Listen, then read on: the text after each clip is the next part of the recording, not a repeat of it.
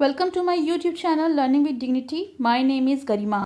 आज हम करेंगे क्लास 7th हिंदी एनसीईआरटी वसंत का पाठ 8 शाम एक किसान। यह एक कविता है और इस कविता के कवि का नाम है सर्वेश्वर दयाल सक्सेना जी। कवि ने इसमें एक प्राकृतिक दृश्य का वर्णन किया है। तो चलिए कविता पढ़ लेते हैं।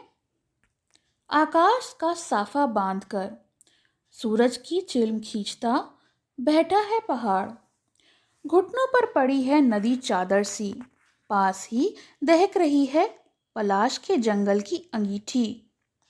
अंधकार दूर पूर्व में सिमटा बैठा है भेड़ों के गल्ले सा। तो ये जो कुछ पंक्तियां हैं इनका अर्थ है कि कवि को जो पहाड़ है वो एक किसान की तरह लगता है, जो कि आसमान यानी आकाश का साफा बांधकर, साफा होता है पगड़ी जो सर पर बांधी जाती है, वह सूरज को चिल्म की तरह पी रहा है। चिल्म होता है हुक्का। तो जब वो सूरज की तरफ देख रहा है तो उसको वो हुक्के की तरह पी रहा है।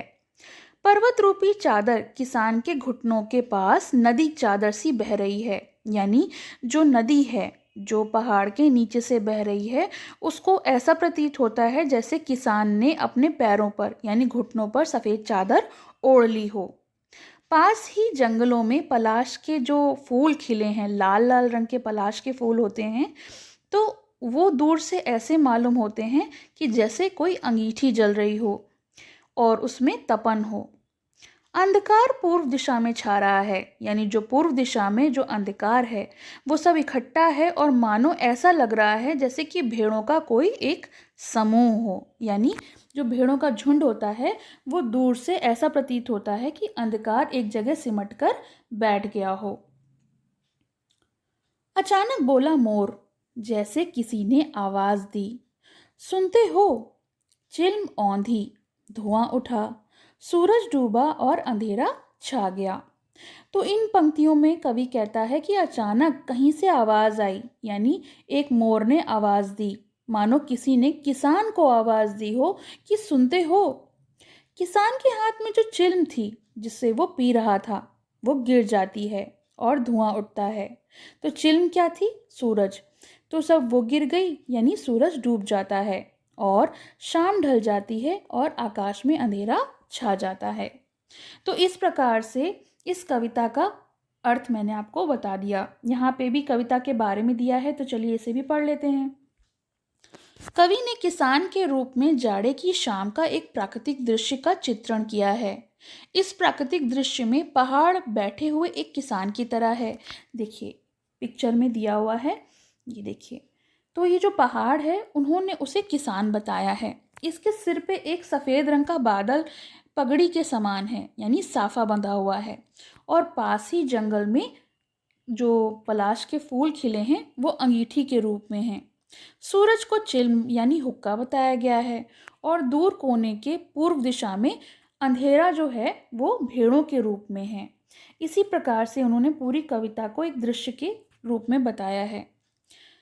इस प्राकृतिक दृश्य में पहाड़ बैठे हुए एक किसान की तरह दिखाई दे रहा है। आकाश उसके सिर पर बंधे हुए साफे के समान, पहाड़ के नीचे बहती हुई नदी जो घुटनों पर एक चादर सी, सफ़ेद चादर सी प्रतीत होती है, और लाल लाल फूल जो हैं वो जलती हुई अंगीठी के समान हैं। पूर्व दिशा में घना अंधकार है जो मानो ऐसा लगता है कि भेड़ें एक साथ झुंड में बैठी हों, और सूरज जो है चिल्म सुलगती आग जो है वो पी रहा है। ये पूरा दृश्य जो है वो बहुत ही शांत है, लेकिन अचानक मोर बोलता है और आवाज़ आती है कि कोई कह रहा हो सुनते हो, जैसे कोई किसी को आवाज़ लगा रहा हो, पुकार रहा हो। इसके बाद जो दृश्य है वो अचानक पूरा का पूरा बदल जाता है। चिल्म उलट जाती है। औंधी मतलब होता है उलटना। चिल्म जो है वो पलट जाती है और आग जो है वो बुझ जाती है, और जब आग बुझती है तो धुआं उठता है, सूरज डूब जाता है, शाम ढल जाती है और रात का अंधेरा छा जाता है। तो ये तो कविता का अर्थ हो गया। चलिए इसके प्रश्न अभ्यास देख लेते हैं। कविता से, इस कविता में शाम के दृश्य को किसान के रूप में दिखाया गया है। जैसा कि मैंने अभी आपको बताया, यह एक रूपक है। इसे बनाने के लिए 5 एक रूप रूपकताओं की जोड़ी बनाई गई है। उन्हें उपमा कहते हैं। पहली एक रूपकता आकाश और साफे में दिखाई हुए कविता में आकाश का साफा वाक्यांश आया है, यानी आकाश को साफा यानी पगड़ी बोला गया है। इसी तरह से तीसरी एक रूपकता है नदी और चादर, यानी नदी को चादर बताया गया है, मानो नदी चादर सी हो। अब आप दूसरी, चौथी और पांचवी एक रूपकताओं को खोजकर लिखिए। तो इसका उत्तर है कविता के आधार पर दूसरी रूपकता के रूप में सूरज को चिल्म के रूप में बताया गया है और तीसरी रूपकता में पलाश के जंगलों को अंगीठी के रूप में और पांचवी रूपकता के रूप में अंधकार को भेड़ों के जो जंगल सा होता है या भेड़ों के गल्ले सा होता है उसके रूप में बताया गया है। प्रश्न 2, शाम का दृश्य अपने घर की छत या खिड़की से देखकर बताइए। तो शाम कब शुरू हुई? तो शाम शुरू होती है 5 या 5:30 बजे से। तब तक से लेकर सूरज को डूबने में कितना समय लगता है? तो यानी जब शाम शुरू होती है तो सूरज को डूबने में लगभग आधा घंटा लगता है। तीसरा, इस बीच आसमान में क्या क्या परिवर्तन आते हैं? तो जब आप देखेंगे कि सूरज ढल रहा होता है तो आसमान में लालिमा छा जाती है। पक्षी जो हैं वो अपने घर लौट रहे होते हैं और कलरव कर रहे होते हैं और अपने घरों की तरफ जा रहे होते हैं। स्त्रियां भोजन पकाने के लिए चूल्हा जलाने लगती हैं और घरों से धुआं निकलने लगता है और तारे भी आकाश में धीरे धीरे छाने लगते हैं। तो ये तो हो गया प्रश्न 2। प्रश्न 3, मोर के बोलने पर कवि को लगा जैसे किसी ने कहा हो सुनते हो। नीचे दिए गए पक्षी की बोली सुनकर उन्हें भी एक या दो शब्दों में बांधिए। तो देखिए यहाँ पे कुछ पक्षी दिए हुए हैं। पहला दिया है कबूतर। तो इनकी बात जब सुनते हैं हम लोग या इनकी आवाज़ सुनते हैं तो क्या महसूस करते हैं? कबूतर की आवाज़ सुनकर लगता है जैसे कोई प्रियजन हमारे घर संदेशा लाता हो। जैसे हम कहते हैं ना कबूतर चिट्ठी लेके पहले जाते थे, तो उसी प्रकार प्रियजनों का संदेश लाना को कबूतर की आवाज़ कहते हैं। कौवे के लिए कहते हैं कि भोजन मिलने की